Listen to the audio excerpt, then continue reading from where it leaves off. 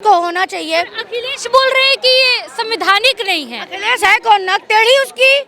वो क्या कर लिया आज तक? उसके बाप ने क्या किया है? ना तो उसके बाप ने आज तक कुछ उखाड़ पाया, तो वो क्या करेंगे? वो आज तक केवल टोपी पहन के। Being the youth of this nation, दो बातें जो हम एक कम्युनिटी को बोलते हैं, जैसे मुस्लिम को, बहुत सही बोला दीदी ने। बस एक मेजर इशू है एजुकेशन।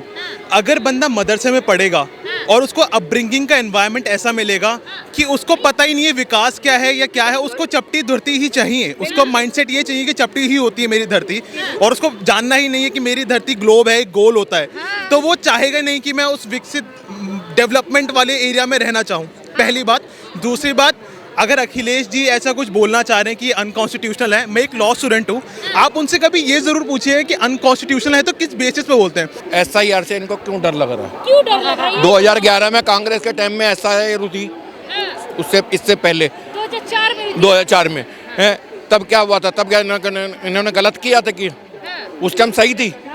मतलब आज एसआईआर अगर इलेक्शन कमिश्नर करा रहा है तो इनको क्यों गलत लग रहा है? पैटर्न तो वही है ना जो उस टाइम हुआ। आप हमारे देश के हो, इंडियन हो, और अगर हमारे देश की रक्षा चाहते हो तो फिर आप डरो मत ना, सहयोग करो ना, सहयोगी बनो। इलेक्शन कमिश्नर का रूल है एसआईआर का, उसी पे ही तो करवा रहा है ना।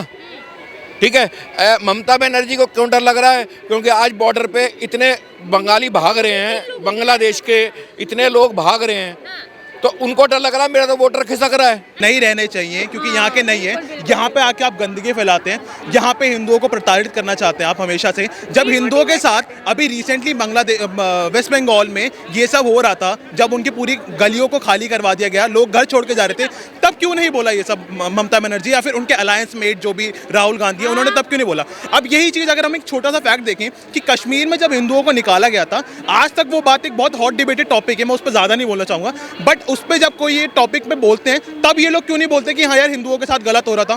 तब तो कितने हिंदू मारे गए थे। अभी 12 आपने सुसाइड कमिट करे, तब क्यों नहीं बोला जब वहाँ पे लाखों हिंदू मारे गए? जिनकी एंट्री हो रही है, जो आज एसआईआर हो रहा है, सर्वे, वो बहुत अच्छा हो रहा है, उसको होना चाहिए। अखिलेश बोल रहे हैं कि ये संवैधानिक नहीं है। अखिलेश है कौन? नक टेढ़ी उसकी।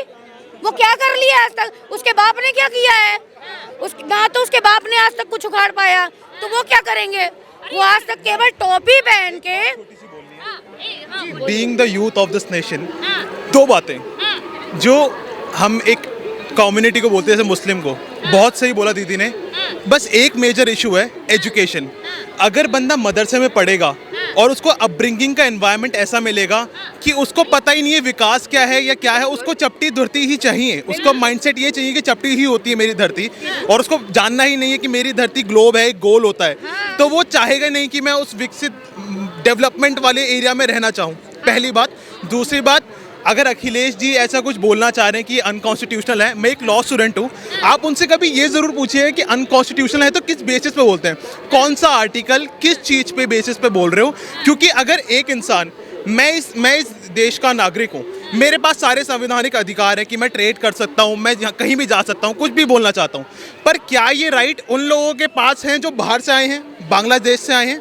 क्योंकि अगर ये राइट हम उनको एंटरटेन कर रहे हैं, तो क्या बांग्लादेशी हमारे इंडियंस को ये राइट एंटरटेन करने दे रहे हैं? वहाँ पे नहीं करने दे रहे ना। तो हमें एक बायलैटरल ट्रीटी के हिसाब से देखना पड़ेगा कि क्या वो देश हमारे बंदों को ऐसे रहने दे रहा है जैसे हमें उनके बंदों को रहने देना चाहिए। तो बस ये छोटी सी बात बोलनी थी। Thank you. अच्छा, ममता दी के बारे में क्या सोचते?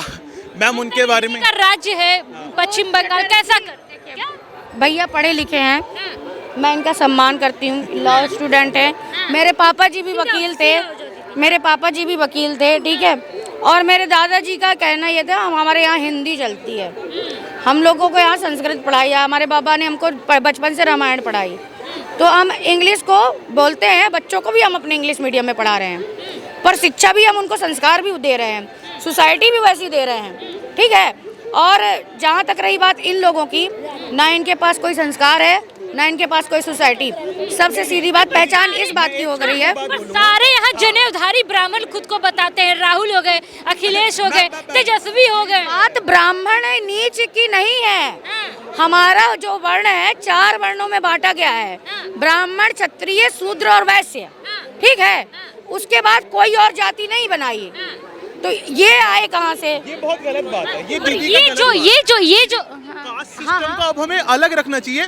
मैं पहली बात बोलता हूँ, कास्ट की बात ही नहीं नहीं वो बात है। अब आप नहीं, वो मैं बात बता रहा हूँ, आपने 4 वर्ण बताया, वो बहुत सही बताया, बट जैसे आप बोल रहे हो कि राहुल गांधी बोलते हैं मैं जनेऊधारी ब्राह्मण हूँ, या ये संस्कार की बातें हो नहीं, संस्कार किसी धर्म से नहीं आते, किसी कास्ट से नहीं आते, बट पॉइंट ये है कि अगर आप वो बोल रहे हैं कि मैं ऐसा हूँ, जनेऊधारी हूँ, तो पहली बात तो वो उस चीज को अपब्रिंगिंग से आते नहीं है, पहली बात ये फैक्ट है। सेकंड बात, ये कास्टिज्म ना जो बोलते कि हमें खत्म करनी है, अगर उन्हें खत्म करनी होती तो वो अपनी कास्ट बताते नहीं, सबसे पहली बात। और दूसरी बात, हिंदुइज्म में ये जो कास्ट सिस्टम था ना, ये बहुत ज्यादा वर्क पैटर्न के ऊपर डिवाइड करता है। इसको जो हमने अब डिवाइड कर लिया ना कि ब्राह्मण के पास ही समझ है, शूद्र के पास नहीं है, वो काम के बेसिस पे है। अगर मैं अपने घर में टॉयलेट साफ कर रहा हूँ तो मैं शूद्र हूँ, अगर मैं किसी से अपनी बहन की रक्षा के लिए लड़ रहा हूँ तो मैं क्षत्रिय हूँ, मैं ब्राह्मण हूँ जब मैं नॉलेज बांट रहा हूँ किसी में। तो ये कास्ट सिस्टम तो ये लोग खत्म करना नहीं चाहते, हिंदू को ही डिवाइड करने के लिए डिवाइड एंड रूल वाला अब हिंदू के बीच में करना चाह रहे, जो इनकी कांग्रेस पार्टी ने तब किया था, जो ब्रिटिशर्स के साथ मिलके जब हमारा पार्टीशन हुआ। हमारा पार्टीशन ही नहीं होना चाहिए था ऐसे तो पहले इस बेसिस पे। एक एक करके सर 2 मिनट सर SIR वो आज आए हैं, ठीक है, उनकी आज तक सरकार चली, हम लोग छोटे से इतने बड़े हो गए, हमने राहुल जी को नहीं देखा, ठीक है, राहुल जी को हमने नहीं देखा।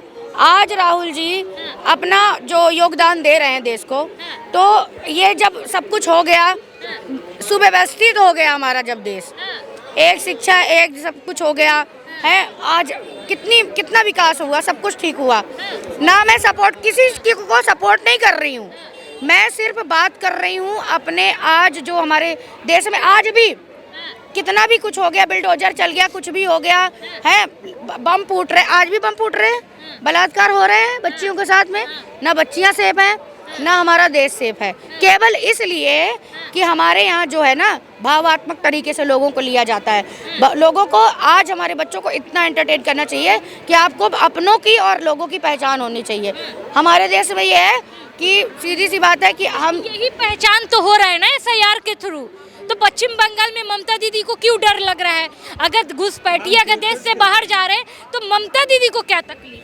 ममता दीदी को तकलीफ है, उनकी वोटर ही जा रहे हैं, उनका सब कुछ जा रहा है। आज वो चटरी है, चटरी क्या चटर्जी है, बनर्जी है, हाँ तो बनर्जी है, ठीक है, जो भी हैं, तो वो आज ढोल बजा रही हैं, हाँ जो भी कर रही हैं। ये कि एक भी वोटर लिस्ट से नाम हटा तो सेंट्रल में भाजपा की सरकार हिला देंगे, चुटकी भर में सरकार गिरा देंगे, इतनी ताकत रखती है। बढ़िया है तो गिरा के दिखाएं, तो सही करके तो दिखाएं। देखो मोदी जी ने जो कहा करके दिखाया, योगी जी ने कहा जो करके दिखाया, ठीक है। हमारी तरफ से तो सीधी सी बात, ना हम ज़्यादा पढ़े लिखे हैं, ना हम ज़्यादा इंग्लिश जानते हैं, हम सीधा जानते हैं कि बस जैसे को तैसा देना चाहिए। जहाँ बलात्कारी अगर मिल गया है उसको जेल में न डाल के वहीं पे उसको काट देना चाहिए। अच्छा, योगी जी बार बार बोल रहे हैं, योगी जी को अखिलेश यादव जी बोल रहे हैं कि डिटेंशन सेंटर में डालिए उनको, 2027 में चुनाव होगा, मतलब बोला जा रहा है कि हाँ घुसपैठिया उनको रखा जाता है। हाँ, घुसपैठियों पहले मैडम ऐसे आया, SIR से इनको क्यों डर लग रहा है? क्यों डर लग रहा है? 2011 में कांग्रेस के टाइम में SIR थी, उससे इससे पहले 2004 में है, तब क्या हुआ था? तब क्या इन्होंने गलत किया था कि उस टाइम सही थी? मतलब आज SIR अगर इलेक्शन कमिश्नर करा रहा है तो इनको क्यों गलत लग रहा है? पैटर्न तो वही है ना जो उस टाइम हुआ। आप हमारे देश के हो, इंडियन हो, और अगर हमारे देश की रक्षा चाहते हो तो फिर आप डरो मत ना, सहयोग करो ना, सहयोगी बनो। इलेक्शन कमिश्नर का रूल है SIR का, उसी पे तो करवा रहा है ना, ठीक है। ममता बनर्जी को क्यों डर लग रहा है? क्योंकि आज बॉर्डर पे इतने बंगाली भाग रहे हैं, बांग्लादेश के इतने लोग भाग रहे हैं, तो उनको डर लग रहा है, मेरा तो वोटर खिसक रहा है।